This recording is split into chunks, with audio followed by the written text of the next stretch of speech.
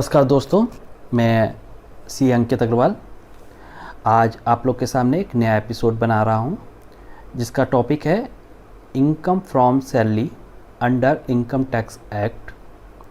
अच्छा, आप इससे पहले विद्या आरोही कॉमर्स क्लासेस में आप लोग का बहुत बहुत स्वागत है। अगर आप लोग ने इस चैनल को सब्सक्राइब नहीं किया है तो प्लीज़ दोस्तों इसे सब्सक्राइब कर लीजिए। बेल आइकन जो आपके लेफ़्ट हैंड साइड में शो कर रहा होगा, राइट हैंड से, तो उसे आप ज़रूर प्रेस कर लीजिए और इस वीडियो को ज़रूर लाइक करिएगा। और after watching this video please आप अपने कोई भी क्वेरी हो उसको ज़रूर आप पोस्ट करिए, और क्वेरी को जैसे मैं रीड करता हूँ उसका रिस्पॉन्स करूँगा। और चलिए वीडियो स्टार्ट करते हैं। क्लास जो हमने आप लोग के सामने आज के लिए रखी है, इनकम फ्रॉम सैलरी। देखिए, income from salary under income tax act क्या है, इसको जानते हैं। The meaning of salary for the purpose of income tax is much wider than what is normally understood. Every payment made by an employer to his employee for service rendered would be chargeable to tax under income from salary. देखिए, इसमें क्या है कि employer और employ का एक relationship होता है। एम्प्लॉयर के यहाँ जॉब कर रहा है और एम्प्लॉयर उसकी सर्विसेज के अगेंस्ट एक फिक्स्ड अमाउंट मंथली उसको पे कर रहा है। सपोज मिस्टर एक्स हैं जो कि एक फिल्म निर्माता के यहाँ जॉब कर रहे हैं, फिल्म बन रही है और उसके यहाँ जॉब कर रहे हैं, कई सारी फिल्में बनाते हैं, तो ये उसकी इनकम फ्रॉम सैलरी में कंप्यूट की जाएगी। अगर मिस्टर एक्स हैं जो कि वो एक्टिंग करते हैं और डिफरेंट प्रोड्यूसर उनको डिफरेंट फिल्मों के लिए उसके काम के लिए उसको पे कर रहे हैं, ये उसकी प्रोफेशनल एक्टिविटी के बदले उसको अमाउंट मिल रहा है, वो इनकम फ्रॉम सैलरी नहीं मानी जाएगी। वो उसके पर्सनल टैलेंट के बदले जो इनकम मिल रही है वो इनकम फ्रॉम प्रोफेशन माना जाएगा। थोड़ा सा ये बेसिक डिफरेंस होता है। अच्छा, एम्प्लॉयर और एम्प्लॉय का रिलेशनशिप। एक एम्प्लॉयर जिसने उस एम्प्लॉय को एक सर्टेन पीरियड के लिए अपने यहाँ अपॉइंट किया है, जैसे 1 साल 2 साल, कॉन्ट्रेक्चुअल एम्प्लॉय कह सकते हैं। तो क्या ऐसे कॉन्ट्रेक्चुअल एम्प्लॉय को जो सैलरी वो एम्प्लॉयर पे कर रहा है, क्या इनकम फ्रॉम सैलरी में कंप्यूट की जाएगी? बिल्कुल हाँ, बिल्कुल इनकम फ्रॉम सैलरी हेड में कंप्यूट की जाएगी। बदले कि वो कॉन्ट्रेक्चुअल एम्प्लॉय को वो जो पे कर रहा है वो यानी कि एक लमसम ना हो। कहने का मतलब कि उसके कॉन्ट्रैक्ट में यानी कि वो टेक्निकल सर्विसेज, जैसे चार्टर्ड अकाउंटेंट को हायर कर लिया, या इंजीनियर को हायर कर लिया, और 1 साल के लिए कि वो कंसल्टेंट बेसिस पे कि वो अपना ओपिनियन, राय, ये सब चीज़ें करेगा, वो नहीं हो। वो यानी कि एक एम्प्लॉयर एम्प्लॉय का रिलेशनशिप हो कि वो आप इस टाइमिंग पे आएंगे, इस टाइमिंग पे जाएंगे, आपको ये चीज़ें बताए, मकान के लिए भत्ता मिलेगा, बेसिक सैलरी मिलेगी, आपका पीएफ कटेगा। तो ऐसी चीज़ें जहाँ पे यानी कि हमें जिनकी सैलरी हेड में उसकी सैलरी के जब वो एम्प्लॉयर एम्प्लॉय का रिलेशनशिप होगा तो वो सैलरी के साथ वो सारी फॉर्मेलिटीज़ पूरी करेगा एम्प्लॉयर, जो एज़ पर अदर एक्ट, जैसे प्रोविडेंट फंड एक्ट हो गया, ग्रेच्युटी एक्ट हो गया, वो भी उसकी सर्विसेज पे एप्लीकेबल होगा। चलिए, इस चीज़ों को बाद में भी जानेंगे, थोड़ा सा बेसिक इन्फॉर्मेशन जान लेते हैं। अच्छा, फुल टाइम और पार्ट टाइम एम्प्लॉइज़। देखिए, फुल टाइम जैसे अगर मैं किसी एम्प्लॉयर के यहाँ सर्विस कर रहा हूँ तो फुल टाइम उसी के को सर्विसेज प्रोवाइड कर रहा हूँ। लेकिन कभी कभी ऐसा होता है कि कुछ इंस्टीट्यूशंस यानी कि पार्ट टाइम एम्प्लॉय को भी प्रेफर करते हैं। पार्ट टाइम एम्प्लॉय का मतलब 4 घंटे 5 घंटे के लिए मॉर्निंग आ गया, बाकी वो बंदा अपना काम कर रहा है या दूसरे एम्प्लॉयर के यहाँ भी वो जॉब कर रहा है। ठीक है, ये दोनों ही कंडीशन में उसकी जो अर्निंग होगी एम्प्लॉय की, वो उसकी इनकम फ्रॉम सैलरी हेड में उसकी इनकम कंप्यूट की जाएगी। फॉरगोइंग ऑफ सैलरी, कभी कभी ऐसा होता है कि एम्प्लॉय अपनी कुछ सैलरी को, वो एम्प्लॉय को कहता है कि इसको डोनेट कर दो, या ये सैलरी मेरा एक लोन चल रहा है, हाउसिंग लोन चल रहा है या कोई लोन चल रहा है, उसके बदले में पे कर दो डायरेक्ट। तो इसमें देखिए समझने की बात है कि फॉरगोइंग ऑफ सैलरी की बात कहा है, तो फॉरगोइंग ऑफ सैलरी में वो फॉरगो कर रहा है। अगर लोन पे कर रहा है तो भी देखिए वो तो बताए अपनी एक लायबिलिटी को चुका रहा है, तो फॉरगो नहीं कर रहा है, ठीक है। तो दोनों बातें अलग अलग हैं। अच्छा, फॉरगोइंग में यानी कि वो डोनेशन दे रहा है। जैसे मैंने कोविड-19 का भी जो चला था, सेंट्रल गवर्नमेंट की अपील थी, हमारे एम्प्लॉयर ने बोला कि जो भी बंदा स्वेच्छा से करना चाहे अपना नाम लिखवा सकता है एचआर में। तो मैंने भी अपने नाम लिखवाया, और उसमें जो भी मेरी स्वेच्छा से जो भी डोनेशंस थी वो एचआर ने मेरी सैलरी से काट करके और पीएम केयर फंड में डिपॉजिट कर दिया। ऐसा स्वेच्छा से मेरी जो डिपॉजिट किया, तो इसका मतलब ये नहीं कि वो पार्ट मेरी सैलरी में कंप्यूट नहीं किया जाएगा, वो मेरी सैलरी का ही पार्ट रहेगा। वो ऐसा पार्ट ये नहीं कहा जाएगा कि वो सैलरी का पार्ट नहीं है, उस पर हमको टैक्स नहीं देना है। वो बात की बात है कि वो अंडर सेक्शन 80G में हमें डोनेशन में हमको उसकी रिबेट मिल जाती है, ठीक है। अब बात आती है सरेंडर ऑफ सैलरी। देखिए, फॉरगोइंग ऑफ सैलरी और सरेंडर ऑफ सैलरी में थोड़ा सा अंतर होता है। फॉरगोइंग में तो हमने फॉरगो कर रहे हैं, हमारी स्वेच्छा।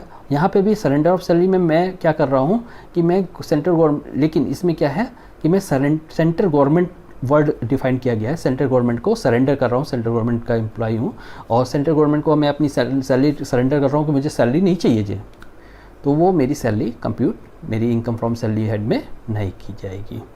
अच्छा, कभी कभी क्या होता है दोस्तों कि कुछ एम्प्लॉयर्स अपने एम्प्लॉय का इनकम टैक्स भी पे करते हैं। क्या ये इनकम टैक्स उस एम्प्लॉय की सैलरी में कंप्यूट किया जाएगा? हाँ जी दोस्तों, अगर मेरा एम्प्लॉयर मेरी सैलरी के साथ मेरी टैक्स लायबिलिटी को भी वो पे कर रहा है, तो ऐसी टैक्स लायबिलिटी को भी मेरी सैलरी हेड में जोड़ दिया जाएगा। उसके बाद टैक्स की कंप्यूटेशन की जाएगी। जो भी टैक्स मेरा बैलेंस बच रहा होगा उसको मैं पे कर दूंगा, रिफ़ंड बन रहा होगा तो मुझे गवर्नमेंट से रिफ़ंड मिल जाएगा, और अगर कुछ भी नहीं होगा तो कोई बात नहीं, ठीक है। इसके बाद दोस्तों एक और चीज़ पे बात करते हैं, definition of salary. Definition of salary is very wide. इसमें क्या है कि दो तरह की सैलरियाँ होती हैं, मॉनेटरी टर्म्स में और नॉन मॉनेटरी टर्म्स में। मॉनेटरी टर्म्स में अगर मैं बात करूँ तो जैसे मुझे जो मेरी सर्विस के बदले में तुरंत यानी कि कैश में या बैंक में मुझे जो पैसा अपने एम्प्लॉयर से मिल रहा है। नॉन मॉनेटरी टर्म्स में अगर मैं बात करूँ, जैसे मुझे अपनी सर्विस के साथ मुझे एम्प्लॉयर ने एक अपनी यानी कि ऑफिस की कार दे रखी है, मुझे एक ड्राइवर दे रखा है, मुझे कुक दे रखा है, मुझे एक हाउस दे रखा है जहाँ पे मुझे एम्प्लॉयर लाइटिंग का भी पे कर रहा है। तो ये कि नॉन मॉनेटरी टर्म्स हैं, जो फैसिलिटीज़ हैं वो भी, ये सभी सारी चीज़ें भी मेरी सैलरी में कंप्यूट की जाएंगी। अच्छा दोस्तों, अंडर सेक्शन 17(1) जो इनकम टैक्स एक्ट में बताता है कि सैलरी में क्या क्या चीज़ें आती हैं जनरली।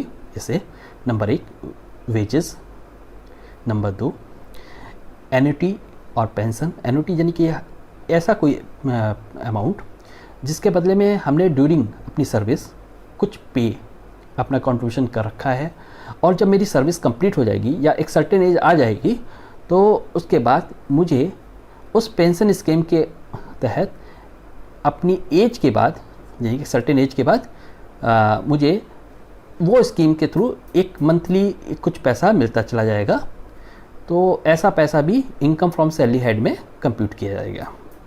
Number 3 gratuity. ग्रेच्युटी क्या होता है? एक्चुअली में ग्रेच्युटी एप्रिसिएशन ऑफ वर्क के बदले पे करता है एम्प्लॉयर, लेकिन आजकल क्या है कि ये मैंडेटरी हो गया है ग्रेच्युटी एक्ट 1972 में, यानी कि आल एम्प्लॉयर को अपने एम्प्लॉय का जितने साल उसने सर्विस की है 15 डेज़ का वेतन एज ए ग्रेच्युटी देना ही होता है।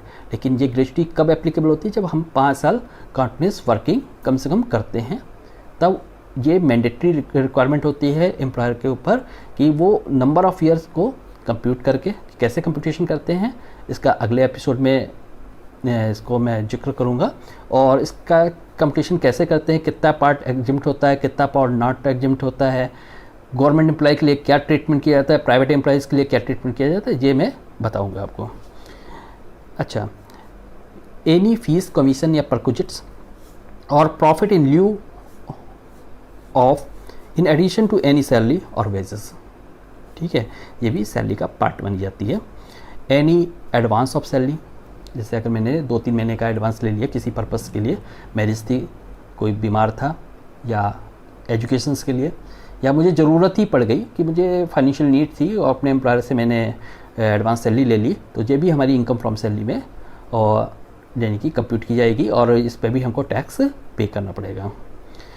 Any payment received in respect of any period of leave not availed by him, ठीक है। एक्चुअली क्या होता है कि फैक्ट्री एक्ट के अकॉर्डिंगली एम्प्लॉयर को सर्टेन लीव अपने एम्प्लॉय को देनी होती है, ये लीव अर्न्ड लीव कही जाती है।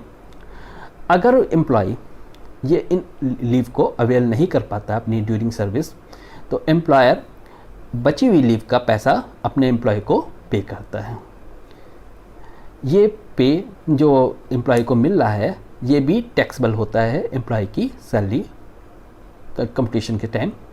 इसमें कितना पार्ट एग्जेम्प्ट होता है, कितना पार्ट टैक्सेबल होता है, कब पूरा पार्ट टैक्सेबल होता है, इसकी गणना कैसे की जाती है, ये अगले एपिसोड में हम कवर करते हैं। The portion of annual accretion in previous year, actually में क्या होता है कभी कभी कि पिछले सालों में कुछ हमें एरियर्स जो मिलना शेष रहता है, जिनका रिविजन्स होता है और बाद में अगले फाइनेंशियल्स में यानी कि एम्प्लॉयर पे कर देता है, और यानी कि अभी जो जिस फाइनेंशियल ईयर में की हम इनकम की गणना कर रहे हैं उस वर्ष में ऐसा कोई एरियर हमको पिछले वर्षों का मिल रहा है, तो वो भी हमारी इनकम फ्रॉम सैलरी हेड में कंप्यूट किया जाएगा। अच्छा दोस्तों, एम्प्लॉयर को सैलरी के साथ प्रोविडेंट फंड भी पे करता है। ये एक मैंडेटरी रिक्वायरमेंट है, स्टैट्यूटरी कंप्लाइंस है एम्प्लॉयर के लिए। तो वो प्रोविडेंट फंड सेंट्रल गवर्नमेंट के नॉर्म्स के अकॉर्डिंगली 12% पे करना मैंडेटरी है। अगर एम्प्लॉयर चाहे तो 12% से ज़्यादा भी पे कर सकता है, लेकिन अगर कोई एम्प्लॉयर माना मुझे अपने यानी एम्प्लॉयर के कंट्रीब्यूशन में 12% की जगह किसी एम्प्लॉय के अकाउंट में 12% से ज़्यादा पार्ट डिपॉजिट कर रहा है, तो वो पार्ट टैक्सेबल होगा नहीं टैक्सेबल होगा, इसकी बात अगले एपिसोड में करेंगे। हाँ, ये अगर कोई प्रोविडेंट फंड भी एम्प्लॉयर अपने यानी कि एम्प्लॉय के अकाउंट में कंट्रीब्यूट कर रहा है, वो भी इनकम फ्रॉम सैलरी में आता है। अच्छा, सेंट्रल गवर्नमेंट अपने एम्प्लॉय यानी कि सेंट्रल गवर्नमेंट है या पब्लिक कंपनीज़ हैं या अदर कोई एम्प्लॉयर जो भी है, वो कोई यानी कि अंडर सेक्शन CCD 80 CCD है, उसमें अगर कोई पेंशन स्कीम में कोई पैसा जमा कर रहा है एम्प्लॉय के लिए, तो वो भी टैक्स वो इनकम फ्रॉम सैलरी हेड में एम्प्लॉय के कंप्यूट किया जाएगा। दोस्तों, आज इतना ही मैं रखता हूँ। अगले एपिसोड में मैं ग्रेच्युटी, प्रोविडेंट फंड, इन सब के यानी कि जो रिटायरमेंट बेनिफिट्स होते हैं उसकी कंप्यूटेशंस कैसे करते हैं, कितना पार्ट टैक्सेबल होता है, नॉन टैक्सेबल होता है, सर गवर्नमेंट एम्प्लॉय के लिए कैसे ट्रीटमेंट करते हैं, प्राइवेट एम्प्लॉयज़ के लिए यानी कि अदर देन गवर्नमेंट एम्प्लॉयज़ के लिए कैसे ट्रीटमेंट किया जाता है, इस पे चर्चा करूँगा। तो अगर आप लोग की कोई क्वेरी है तो आप लोग कमेंट बॉक्स में ज़रूर अपनी क्वेरी लिखिएगा। आज के लिए इतना ही। मेरे चैनल को ज़रूर सब्सक्राइब करिएगा। Thank you very much. Good night.